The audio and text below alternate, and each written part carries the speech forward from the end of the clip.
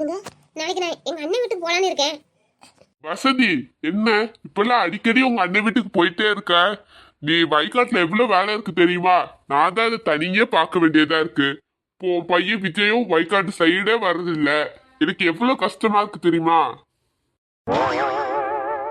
இந்த பாருங்க, விஜய் கல்யாணம் வர நான் இப்படிதான் இருப்பேன். அவனுக்கு சீக்கிரம் கல்யாணம் பண்ணி வைக்கணும். அதுலதான் இப்ப நான் குறியா இருக்கிறேன். வயக்காட்டு வேலையெல்லாம் என் மருமக வந்த பிறகு பாத்துக்கலாம். ஆமா, நீ அப்படியே உங்க அண்ணன் வீட்டுக்கு போனோன்னா உங்க அண்ணன் தாம்மா மருமகளை கையோட கூட்டிட்டு போகணும்னு சொன்ன மாதிரிதான். அவரு இந்த கல்யாணத்துல பையா பண்ணலாம் தான் நினைக்கிறாரு. நீதான் என்னமோ பறந்துகிட்டு அலையிற. பாருங்க, எங்க அண்ணன் என்ன நினைக்கிறானோ எனக்கு தெரியாது. ஆனா நம்ம விஜய்க்கு சீக்கிரம் கல்யாணம் பண்ணணுங்க. நேத்து மகி பாட்டி வந்து என்ன சொல்லிச்சு தெரியுமா? மகிக்கு இந்த ஊர்ல இருந்தா கல்யாணம் நடக்காதான். அதனால மகியை கூட்டிட்டு நான் வேற ஊருக்கு போறேன்னு சொல்லிச்சு. எனக்கு எவ்வளவு கஷ்டமா இருந்துச்சு தெரியுமா? நம்ம விஜயால ஒருத்தவங்க இந்த ஊரை விட்டு போறாங்கன்னா எவ்வளவு கஷ்டமா இருக்கு எனக்கு.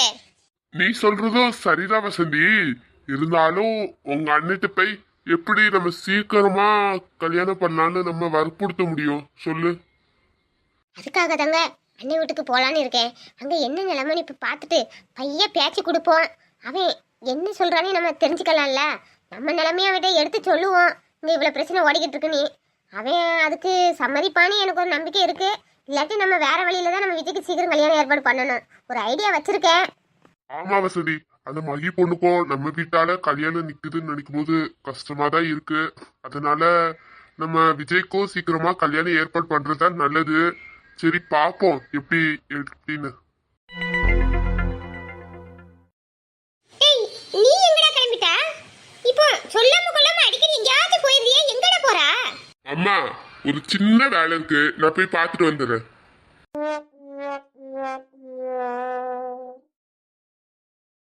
டேய் விஜய், முதல்ல டேய் வீட்டுக்குள்ளே இருக்காதடா, வெளியே எங்கேயாச்சும் போயிட்டு வந்தனோட.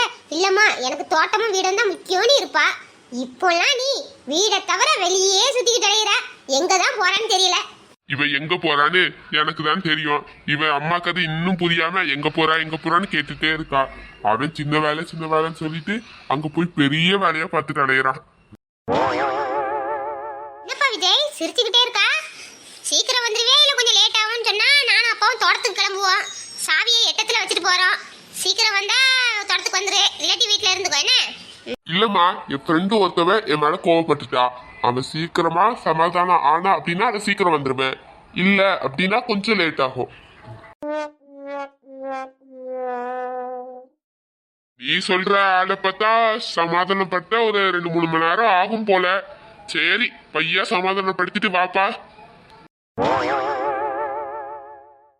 அப்பாக்கு ஏதோ புரிஞ்சுட்டு போல. நம்ம பேசுறத வச்சு அப்பா நம்ம எங்க போறோம்னு தெரிஞ்சுட்டாரு. சரி, நம்ம கிளம்பிடுவோம். அம்மா, போயிட்டு வரேன்.